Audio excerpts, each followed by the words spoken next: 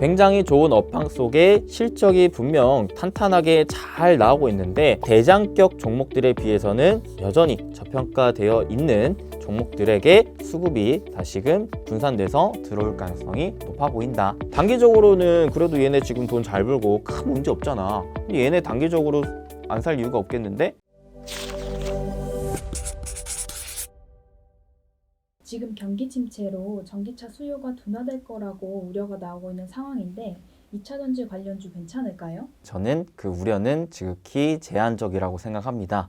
일단은 그 이유들과 그리고 내년에 2차 전지에 대해서 우리가 또 어떠한 관점을 가지고 투자를 임해야 좋을지에 대한 얘기를 나눠보도록 할게요. 자, 오늘은 스케치북을 통해서 한번 점검해 보도록 할게요. 일단 수요 얘기가 나왔죠. 그러면 왜 전기차 수요에 대한 문제가 계속 우려감이 생기느냐, 이 원인부터 알아보겠습니다. 아무래도 인플레이션을 잡기 위해서 각 국의 금리 인상이 계속해서 빠르게 나오고 있다 보니까 이로 인한 경기 침체 우려가 계속 돌고 있기 때문에 그런데요.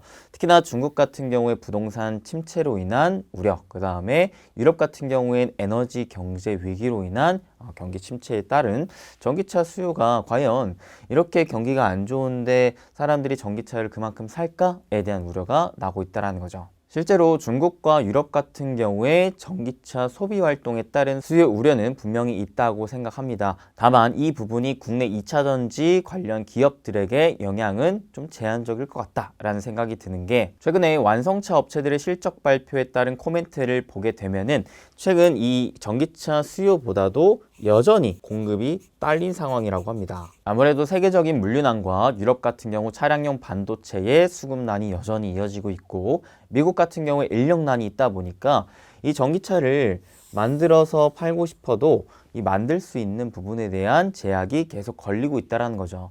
자, 그만큼 최근에 수요 우려가 나오고 있음에도 불구하고 그보다도 공급이 여전히 타이트하다 보니까 여전히 수요 우위의 시장이 이어지고 있다라고 보시면 될 것 같습니다. 이건 뭘 의미하겠어요? 아무래도 2차 전지 업체들의 갑의 위치가 여전히 이어질 가능성이 높다라는 것을 의미합니다. 그렇기 때문에 최근 경기 침체 우려로 전기차 수요가 줄어들 것이다라는 우려가 국내 2차 전지 업체들에 있어서의 실적 우려 악화로 이어질 가능성은 좀 매우 제한적이지 않을까라는 생각이 드는 거죠. 그리고 최근에 테슬라 전기차 가격이 떨어지고 있던데 이로 인해 국내 2차 전지 관련주에 미치는 주가 영향이 있을까요? 근데 저는 개인적으로 이 부분 역시 영향이 제한적일 것 같다는 생각을 갖고 있습니다. 테슬라 같은 경우 워낙 전기차 시장에서의 선두 업체였죠. 그만큼 최근 1년간 약 30% 정도의 판가 인상을 하면서 소비자들에게 그 가격 전가를 계속 입혀왔었던 상황이었는데 최근에 그러한 테슬라가 가격을 인하하고 있는 움직임을 보여주고 있거든요. 근데 이 부분을 좀 면밀히 따져보시면 중국 쪽 지역에서의 수요 둔화로 인해서 테슬라가 아무래도 재고가 쌓이다 보니까 이 부분을 최대한 좀 그래도 싸게 판매하고 싶어서 판가 인하를 시작한 부분이거든요. 즉 테슬라 모델 중에서도 중국 쪽에 판매하는 판가가 인하가 되고 있는데 이 모델 안에 들어가는 2차 전지가 우리나라 2차 전지는 거의 없다시피 하다 보니까 테슬라 전기차 가격 판가 인하로 인해서 그 안에 들어가는 2차 전지 가격 인하까지 영향을 주는 것이 국내 2차 전지 관련주에게까지 이어지는 것은 좀 제한적일 것 같다는 생각을 갖고 있습니다. 사실 이러한 부분이 국내 2차 전지 관련주의 주가에 악영향을 미치려면 어느 흐름까지 이어져야 되냐?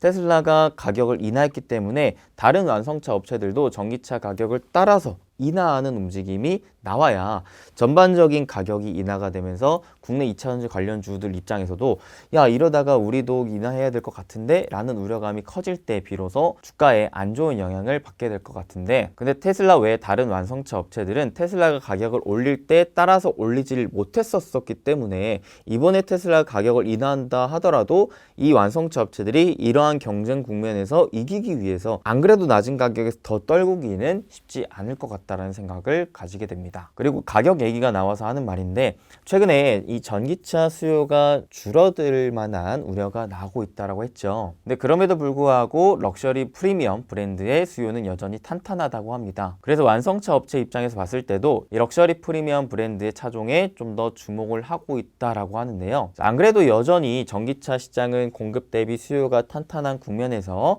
그 차종을 럭셔리 브랜드로 집중을 한다면 전체적인 단가 자체가 비싸게 올라갈 수 있다는 것을 의미를 하기 때문에 오히려 이 전기차 업황에 있어서 지금 픽, 즉 판매 가격에 대한 부분은 떨어지기보다는 좀 탄탄하게 받쳐줄 수 있을 만한 기대감이 작용하고 있다라고 보시면 될 것 같습니다. 그래서 정리를 해보자면 사실 하나의 산업이 성장하기 위해서는 여러분들이 PQC에 대한 모멘텀을 다 두루 살펴볼 필요가 있겠는데, 그런 관점으로 바라봤을 때 첫 번째 Q에 대한 우려, 그 다음에 P에 대한 우려, 즉 전기차 수요, 전기차 판매 단가 인하에 대한 우려들이 사실 그렇게 크지가 않다. 국내 2차 전지 업체 입장에서 봤을 때는 쇼티지 현상이 여전히 내년에도 이어질 가능성이 높다 라고 보시면 되겠는데, 그리고 여기에 추가적으로 C에 대한 측면 역시 여러분들이 알고 계시면 좋을 것 같습니다. C는 곧 원가라고 볼 수가 있겠죠. 지금 전기차 시장에서 봤을 때 이 원가에 좌지우지할 수 있을 만한 가장 큰 요인이 바로 미국의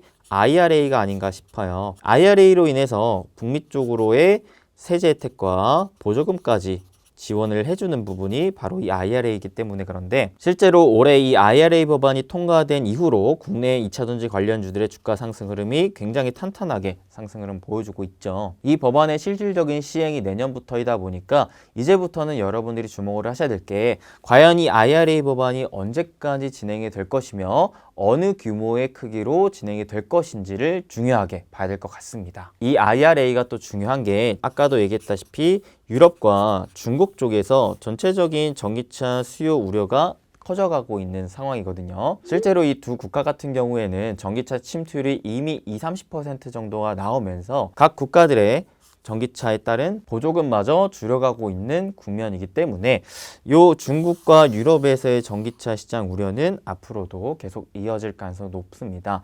근데 반대로 이 미국 시장이 굉장히 또 중요하게 될 것 같아요.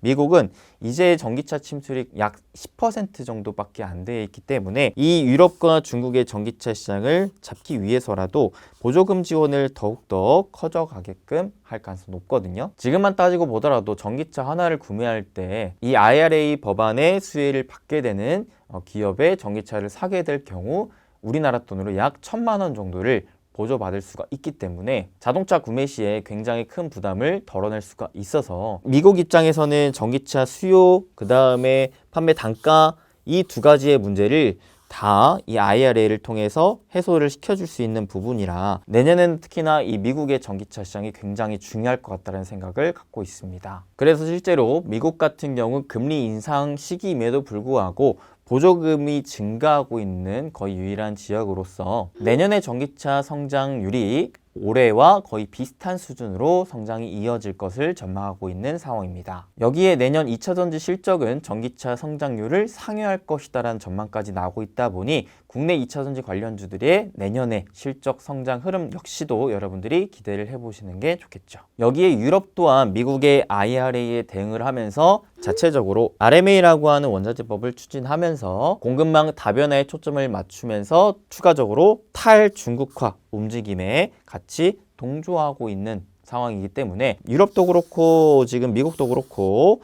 각국이 전기차 생산량 그 다음에 수요를 촉진시키려고 하는 움직임을 보여주고 있는 상황 속에서 중국을 배제하려고 하는 상황에 결국에는 우리나라 2차전지 업체들의 반사 수혜가 지속적으로 나올 가능성이 높겠다라는 생각 가져봐야 되겠죠. 근데요, 수빈쌤, 2차전지 대장주들이 지금 살짝 하락 추세를 보이고 있는데 지금 매수해야 될 타이밍일까요? 이 질문에 대한 답을 하자면 저는 개인적으로 여러분들이 장기적인 관점으로 투자를 하실 거면 오히려 이런 국면에서 최근에 주가 상승을 보였다가 조정을 받았던 대장주들을 사 모으시는 게 좋겠고, 단기적인 흐름으로는 오히려 지금까지는 크게 부각받지 않았던 종목군들을 공략하시는 게 낫겠다라고 생각을 합니다. 사실 지금 전기차 시장은 미국을 주도로 한 Q와 또 P의 모멘텀들이 IRA 법안을 통해서 계속 이어지고 있으면서 유럽의 또 RMA로 인해 동조화가 되고 있는 움직임이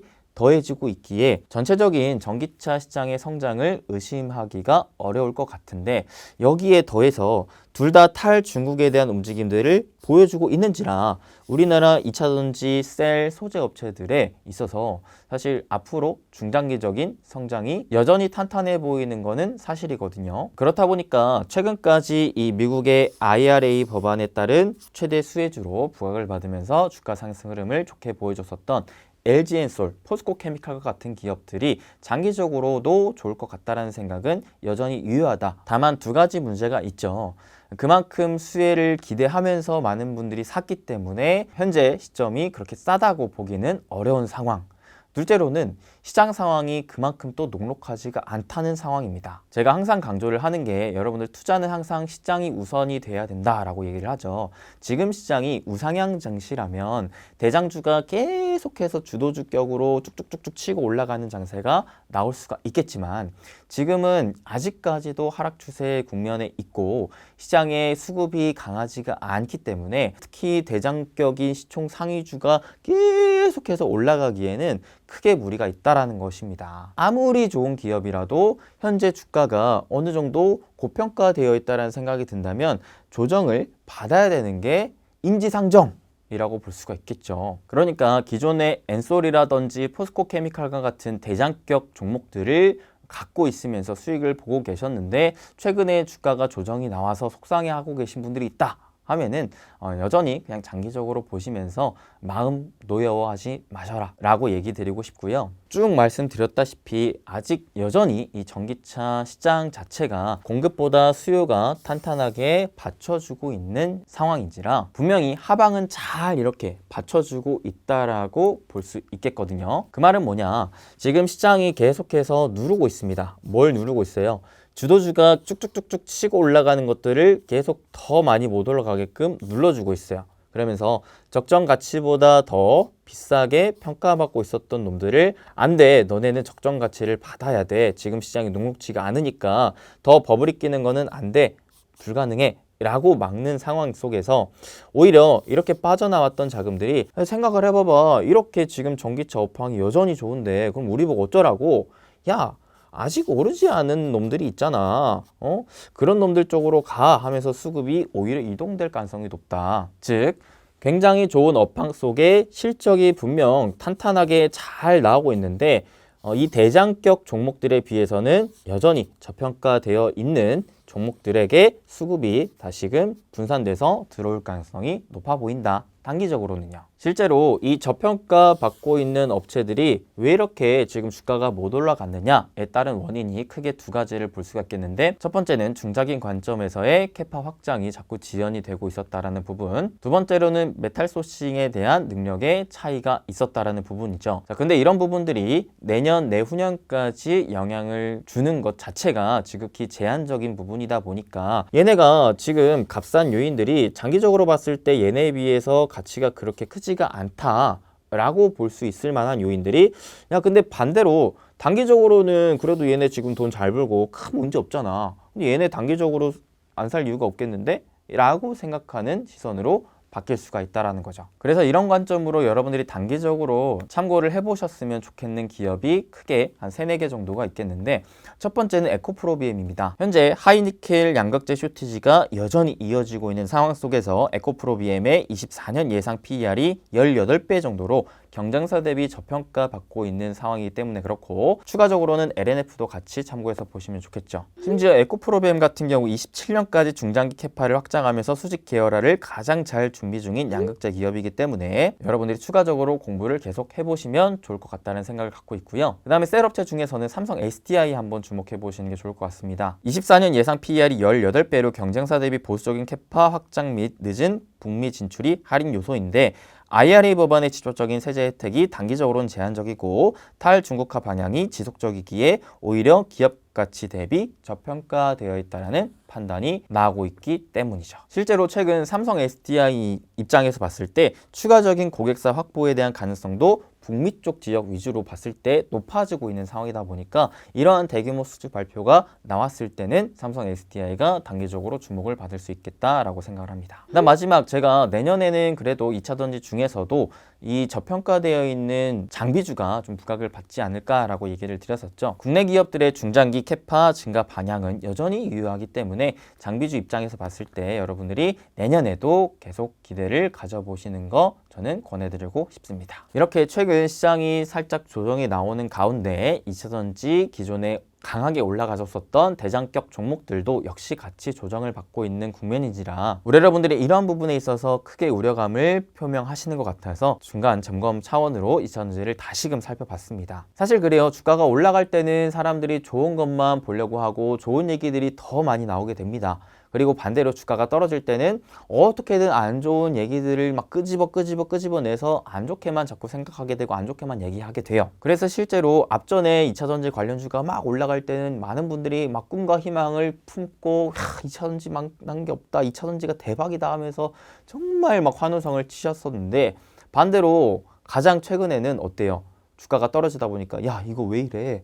야, 우리가 몰랐던 게 있나 봐 하면서 이것저것 막 수요도 안 좋을 거야, 지금 판매가도 안 좋을 거야, 다 안 좋을 거야, 이러다 어떡해 라는 우려감들을 계속해서 생각을 하시는 것 같더라고요. 근데 항상 여러분들이 투자를 하실 때 분명 좋은 점도 있고 나쁜 점도 있습니다. 하나의 업황, 하나의 기업을 바라봤을 때. 근데 그럴 때마다 여러분들이 너무 좋은 쪽에만, 너무 안 좋은 쪽에만 치중하지 않고 좋은 거는 어떠한 좋은 게 있지, 안 좋은 건 어떠한 안 좋은 게 있지, 다 각각의 의견을 들어보고 정보들을 취합한 다음에 나만의 관점, 나만의 기준을 삼고 투자에 임하시길 권해드리고 싶습니다. 오늘은 제가 다른 쪽에서 2차 전지 관련돼서 안 좋은 얘기들이 너무 많다 보니까 여러분들이 야 그래도 저런 말에만 너무 치중돼서 생각하시면 안 될 것 같은데 라는 생각이 들어서 오늘 2차 전지에 대해서 긍정적인 면들은 또 어떤 부분들이 있을까, 그리고 우리는 어떠한 대응 전략을 펼치는 게 좋을까에 대한 또 저만의 생각과 또 리포트들을 참작해서 또 그 관점들을 같이 더해서 얘기를 공유해 드렸으니까요.